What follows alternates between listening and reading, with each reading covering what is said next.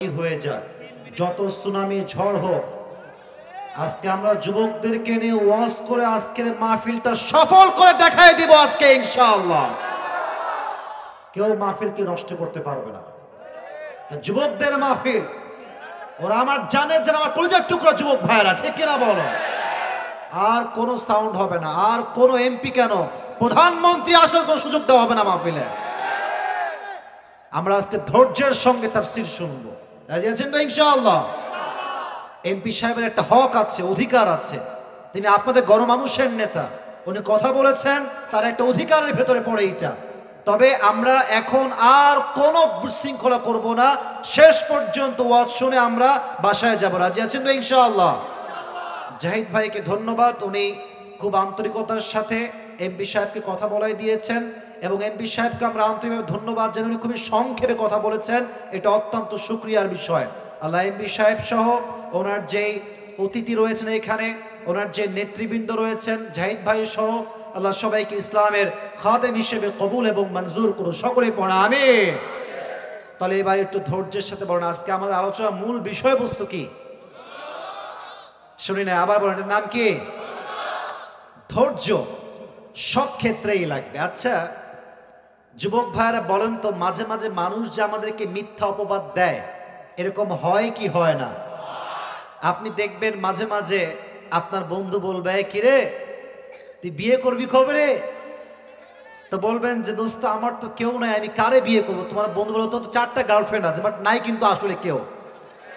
এটা হচ্ছে এটা মিথ্যা অপবাদ। আবার মাঝে মাঝে দেখবেন আমরা কোনো হারাম না করে আমাদেরকে মিথ্যা অপবাদ দেওয়া হয় কি হয় না? অনেককে অনেক রকম অপবাদ আমাদের জীবনে দেওয়া হয়। আমি ছোট্ট একটা হাদিস বলবো, হাদিসের এক্সাম্পল দেওয়ার আগে আমি আগে জিজ্ঞেস করতে চাই, আমি অনেকগুলো আয়াত বাদ দিয়েছি আজকে, জাস্ট পরিবেশের যেন ঠিকঠাক ভাবে আমি শেষ করতে পারি, তাই প্রেসাইজলি বলছি। বলুন তো, আমার নবীজির জীবনে একজন স্ত্রী যিনি কুমারী ছিলেন, যার আগে কখনো বিয়ে হয়নি, সেই স্ত্রীর নাম ছিল কি? রাদিয়াল্লাহু তাআলা আনহা। আমার নবীজির বউ ছিল মোট কয়টা, কে বলতে পারে? 11টা বউ। প্রথম বউয়ের নাম ছিল কি? কুবরা রাদিয়াল্লাহু তাআলা আনহা। দেখেন অপবাদ দিলে ধৈর্য কেমন করে ধারণ করবেন। নবীজির বউ ছিল 11টা, তো উনি বউদেরকে সামলাইতে গিয়ে মাঝে মাঝে হিমশিম খেতেন যে কাকে কখন কতটুকু সময় দিবেন। আচ্ছা আপনারা সবাই কি লটারি সিস্টেম নাম শুনছেন? লটারি, ছোট্ট একটা বাটি রাখা হয়, অনেকগুলো নাম রাখা হয়, যারটা উঠে লটারিতে সেই পুরস্কার পায়। কথা কি আমার ভুল না ঠিক আছে? তো নবীজি যেই কাজটা করতেন, প্রত্যেক সপ্তাহে কিংবা মাসে বউদেরকে নিয়ে বাহিরে ঘুরতে যেতেন, আউটিংয়ে যেতেন। আমাদের দেশে আমরা যেমন যাই কক্সবাজারে, আমরা যাই সিলেটে, আমরা যাই সাজেকে, ঠিক কিনা বলো যুবক ভাইয়ারা? তা আমার প্রিয় নবীজি বাহিরে ঘুরতে যেতেন। তো যেই মাসে তিনি লটারি করলেন, কথা বুঝতে কোনো সমস্যা হচ্ছে আপনাদের সবাই? লটারি করলেন একটা ছোট্ট বাটিতে করে, 11 জন স্ত্রীর নাম সেখানে রাখা হলো। একজন সেই নামগুলো তুলল, যখন নামের কাগজটা খুললেন, ওখানে যার নাম আসছে, যিনি ঘুরতে যাবেন এই মাসে, তার নাম হচ্ছে আয়েশা রাদিয়াল্লাহু তাআলা আনহা। সুবহানাল্লাহ পড়বেন না আপনারা সবাই? এবার প্রিয় নবীজি মুহাম্মদুর রাসূলুল্লাহ সাল্লাল্লাহু আলাইহি ওয়াসাল্লাম তার বউকে নিয়ে আউটিংয়ে ঘুরতে গেলেন, লম্বা একটা সফর দিলেন। যখন ঘোরা শেষ হয়ে গেল, নবী করিম সাল্লাল্লাহু আলাইহি ওয়াসাল্লাম তার বউকে নিয়ে বাসায় ফিরে আসছেন। আগের যুগে বিয়ে হতো পালকিতে করে, নাম হচ্ছে পালকি, এটাকে আরবিতে বলা হয় হাউদাজ, বাংলা হচ্ছে পালকি। তো নবী করিম সাল্লাল্লাহু আলাইহি ওয়াসাল্লাম তার বউকে নিয়ে পালকিতে ঘুরতে গিয়েছেন। পালকিটা কেমন আমি বোঝাচ্ছি। এটা হচ্ছে উট, উটের পিঠের উপরে একটা হাউদাজ করা হতো। পালকি গোল চারকোনা ঘরের মতো, চতুর্পাশে পর্দা থাকতো। তো পর্দার মাঝে নারীদেরকে রাখা হতো এবং উটে করে তখন ভ্রমণ করা হতো, যেমন আমরা এখন কারে করে, কেউ বাইকে করে, কেউ সিএনজিতে করে, কেউ বিমানে করে ট্রাভেল করি। অ্যাট দ্যাট টাইম ভ্রমণ করা হতো হয় ঘোড়াতে, না হয় উটে। তো যখন নবী করিম সাল্লাল্লাহু আলাইহি ওয়াসাল্লাম বউকে নিয়ে কাম ব্যাক করছিলেন বাসার দিকে, in the meantime Ayesha রাদিয়াল্লাহু তাআলা আনহার প্রকৃতির ডাকে সাড়া দেওয়ার পালা আসলো। উনি বললেন, এই উটের সওয়ার থামাও, উটকে তুমি থামিয়ে দাও। আমার এই কথা বলবেন না পেছনে, একদম কথা নয়। প্রকৃতির ডাকে সাড়া দেওয়া লাগবে। তাই তিনি উট থেকে নেমে একটু দূরে গেলেন। মজার বিষয় হচ্ছে, মায়েরা বোনেরা মনোযোগ দিয়ে শুনবেন, আয়েশা রাদিয়াল্লাহু তাআলা আনহা ছিলেন একদম স্লিম বডির একজন মহিলা। মোটা না চিকন? স্লিম, চিকন ছিলেন। তো দেখবেন রিকশায় যখন চিকন মানুষ ওঠে, যে রিকশার চালক ও টের পায় না পেছনে কেউ আছে কিনা। আর যখন ভুড়িওয়ালা দামড়া মোটকা ওঠে, দেখলে মনে হবে টায়ার এই তো ব্লাস্ট হইল বলে, ঠিক না বলো? তবে একটা বিষয় মাথায় রাখতে হবে, এখানে হাসির কোনো কারণ নাই। মোটা কিংবা চিকন এটা মানুষের হাতে নয়, এটা ক্রিয়েশন যিনি করেছেন তিনি এক সত্তা। তিনি কে? তো মজার বিষয় হচ্ছে, যখন তিনি নেমে গিয়েছেন, তিনি কি আসলে উঠেছেন কিনা এখনো উঠে এটা সে বুঝতে পারে নাই। তাই তিনি উট নিয়ে আবার বের হয়ে গিয়েছেন, কিন্তু আয়েশা দূরেই ছিলেন, দূরেই তিনি ছাড়া পড়ে গেছেন। এখন যখন সে অনেক দূরে গিয়েছে, গিয়ে দেখছে আয়েশা ভেতরে নাই। সে তো টেনশন, কোথায় গেল আমাদের প্রিয় নবীজির একমাত্র কুমারী স্ত্রী, গেল কোথায়? তো দেখবেন যখন আমরা পিকনিকে যাই, ছোট্টবেলার কথা মনে আছে অনেকের, হয়তো বা আমারও মনে আছে, পিকনিকে গেলে দেখবেন পার্ক হচ্ছে এইটা, বাস হচ্ছে বাহিরে। দেখবেন মাইকে বলা হয়, আমাদের স্কুলের অমুক ক্লাসের ওই ছাত্র কোথায়, অমুক ছাত্র কোথায়, ঢুকে পড়ো, এখনই আমরা বাস ছেড়ে দিব। কথা কি ঠিক কিনা বলো যুবক ভাইরা? তো সেখানে একজন দায়িত্বে ছিলেন লস্ট অ্যান্ড ফাউন্ডের, তার নাম হচ্ছে আব্দুল্লাহ ইবনে মুআত্তাল রাদিয়াল্লাহু তাআলা আনহু। তো উনি দেখলেন যে আয়েশা রাদিয়াল্লাহু তাআলা আনহা ইজ মিসিং, উনি নেই। তখনই তিনি সঙ্গে সঙ্গে উট নিয়ে বের হয়ে গেলেন ওনাকে রিসিভ করবার জন্য। এবার যখন আয়েশা রাদিয়াল্লাহু তাআলা আনহা দূর থেকে ফিরে আসছেন, উটে সওয়ার হয়ে তিনি আবার বাসায় ফিরে আসবেন, দেখছেন উট নাই। উট গেল কোথায়? দূরে দূরে চোখ দিয়ে দেখছেন উটের কোথাও কোনো চিহ্ন নয়। তাই তিনি একটা ছোট্ট কাজ করলেন, মরুভূমির মাঝখানে চাদরটা মুড়ি দিয়ে বালুর উপরে শুয়ে গেলেন, ঘুমিয়ে গেলেন। দূর থেকে আব্দুল্লাহ ইবনে মুআত্তাল দেখে বুঝলেন যেখানে আম্মাজান আয়েশা শুয়ে আছেন। উনি গিয়ে একটা সালাম দিলেন, কাশি দিলেন, উনি উঠলেন। উঠে সুন্দর করে মুখ ঢেকে সুন্দর করে উটের পিঠে এসে পালকিতে উঠে বসলেন। এবার আসুন মূল ঘটনার মূল ইন্টারেস্টিং পার্টে। যখন তারা ফিরে আসলেন নবীজির ঘরে, কাফেররা দেখতে পেয়েছে যে আব্দুল্লাহ ইবনে মুআত্তাল নিজে একা আয়েশাকে নিয়ে দূরের সফর থেকে একা একা ফিরে আসছে। মুনাফিকরা বলল, এই তো সুযোগ পেয়েছি, এই তো সুযোগ, লাগাও এবার অপবাদ কারে হয়। তারা পুরো মদিনা একটা অপবাদ ছড়িয়ে দিল, আম্মাজান আয়েশা নাকি ওই আব্দুল্লাহ ইবনে মুআত্তালের সাথে জেনা করে বাসায় ফিরে আসছে। নাউজুবিল্লাহ পড়বেন না আপনারা? আচ্ছা, টাঙ্গাইলের ভুয়াপুরের ভাইয়েরা, আম্মাজান আয়েশার মতো একজন চরিত্রবান নারী কখনো কোনো পরপুরুষের সাথে পরকিয়া বা জেনা করতে পারে? ইমান থেকে বলেন, পারে? পারে। কিন্তু অবাক করা বিষয় কি জানেন, আয়েশা জানেই না যে তার বিরুদ্ধে এত বড় একটা অপবাদ গোটা মদিনায় ছড়িয়ে গিয়েছে। কয়েকদিন পরে তিনি কি করলেন, খেয়াল করছেন যে নবীজি আগের মতো যেমন ভালোবেসে কথা বলতো, এখন আর কথা বলে না।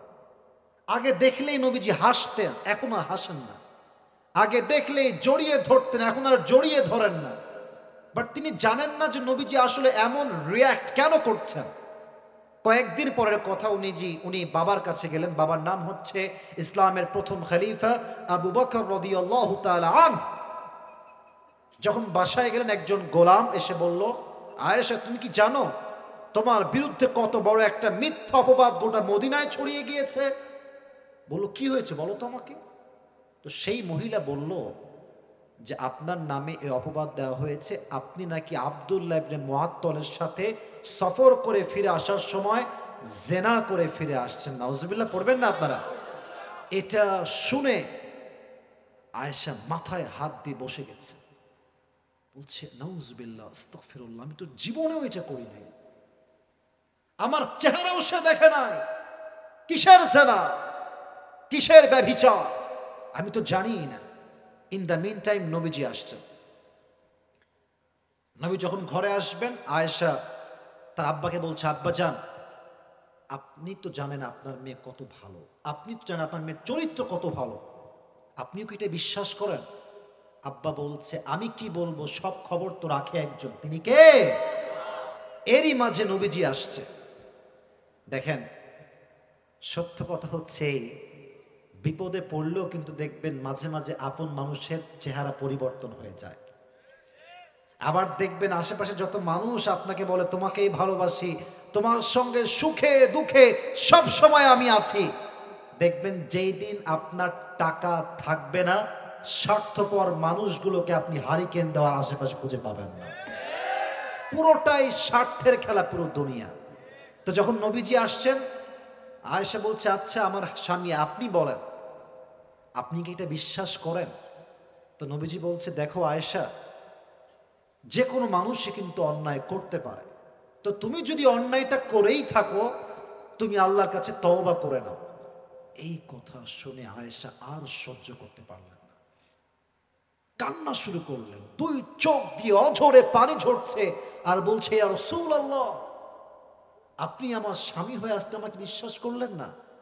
আমার আর কোনো ভরসা নাই, আমার একমাত্র ভরসা এখন ধৈর্য, আর ধৈর্য ধারণ করলে আমার সঙ্গী হবে একজন, তিনি কে? উনি বলেন, আমি ধৈর্যের মতো হাতিয়ারকে আজকে অবলম্বন করলাম, আমি আর কারো সাথে কোনো কথাই বলবো না। এবার আসেন সবরের ফলাফল কাকে বলে, ধৈর্য ধরলে কি হয়। আহা, কি সুন্দর হাদিস।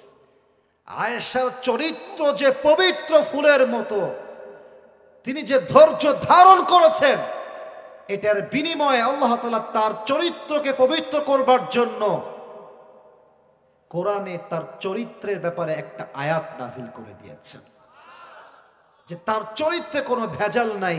ইন্নাল্লাযীনা জাউ বিল ইফকি উসবাতুম মিনকুম লা তাহসাবুহু শাররান লাকুম বাল হুয়া খায়রুল লাকুম। নবী হে, কাফেরদের কিছু লোক আপনার কাছে আপনার স্ত্রীর ব্যাপারে একটা অপবাদ নিয়ে আসছে, বিশ্বাস করবেন না, অপবাদকে আপনি কানে দিবেন না, মাথায় রাখবেন আপনার স্ত্রীর মতো চরিত্রবান স্ত্রী এই তল্লাটে আর কেউ হতে পারে না। ঠিক কিনা বলো যুবক ভাইরা?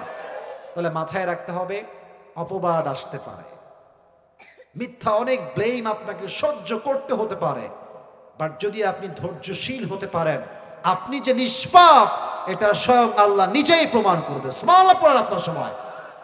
এবার আরেকটা ছোট্ট হাদিস শোনাই, সব ঘটনা ভিত্তিক হাদিস, আশা করছি আপনারা শুনলে আপনাদের দিলে একটা পরিবর্তন আসবে।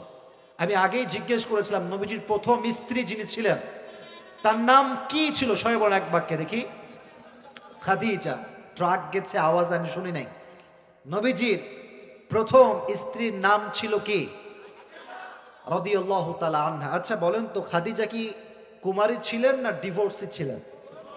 ডিভোর্সি ছিলেন। এটা কোনো ক্রিটিসাইজ করে বলছি না, জাস্ট হাদিসটা শেয়ার করব, তাই ভূমিকায় আছে। ওনার বয়স যখন একদম শুরুর দিকে,